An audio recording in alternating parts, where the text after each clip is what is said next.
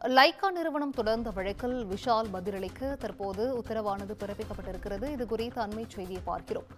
Lyca நிறுவனத்திற்கு வழங்க வேண்டிய ரூபாய் 21.29 கோடியை 30% வட்டியுடன் வழங்குமாறு பிறப்பிக்கப்பட்ட உத்தரவை அமல்படுத்த கோரிய வழக்கில் தற்போது விஷால் பதிலளிக்குமாறு உயர்நீதிமன்றமானது உத்தரவை பிறப்பித்திருக்கிறது.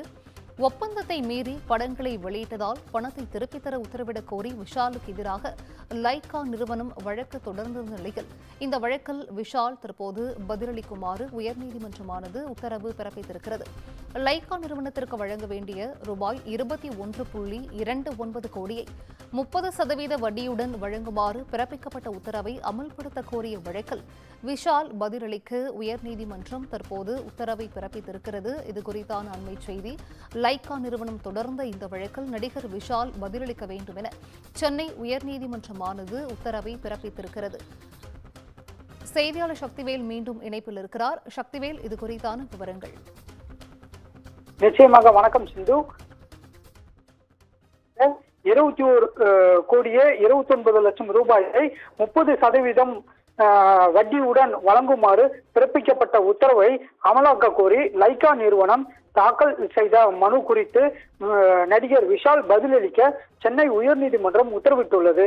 நடிகர் விஷால் தனது விஷால் பிலிம்ஸ் ஃபேக்டரி நிறுவனத்திற்காக சினிமா பைனான்சியர் அன்புச்செழியன் கோபுரம் பிலிம்ஸ் நிறுவனத்திடம் பெற்ற 21 கோடியே 29 லட்சம் ரூபாய் கடனை லைகா நிறுவனம் ஏற்றுக்கொண்டு செலுத்தியது.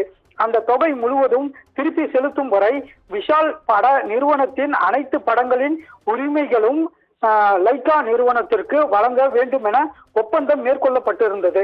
இந்த ஒப்பந்தத்தை மீறி படங்களை வெளியிட்டதாக கூறி பணத்தை திருப்பி தர உத்தரவிட கோரி விஷாலுக்கு எதிராக லைகா நிறுவனம் சென்னை உயர்நீதிமன்றத்தில் வழக்கு தொடர்ந்தது.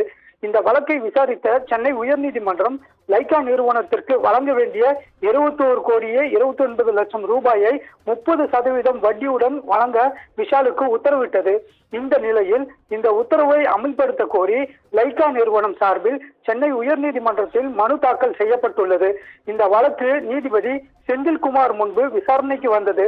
அப்போது மனுதாரர் சார்பில் ஆஜரான வழக்கறிஞர் ஹேமா சீனிவாசன், நடிகர் விஷால் தற்போது சூப்பர் குட் பிலிம்ஸ் நிறுவனம் தரப்பில் மகுடம் என்ற படத்தில் நடிக்க ஒப்பந்தம் ஆகியுள்ளதாகவும் அந்த படத்திற்காக பெறப்படும் தொகையை டெபாசிட் செய்ய வேண்டும் எனவும் கேட்டுக்கொண்டார். இதையடுத்து மனு குறித்து விஷால் பதிலளிக்க உத்தரவிட்ட நீதிபதி வழக்கை நவம்பர் 17ஆம் தேதிக்கு தள்ளி வைத்தார். சிந்து,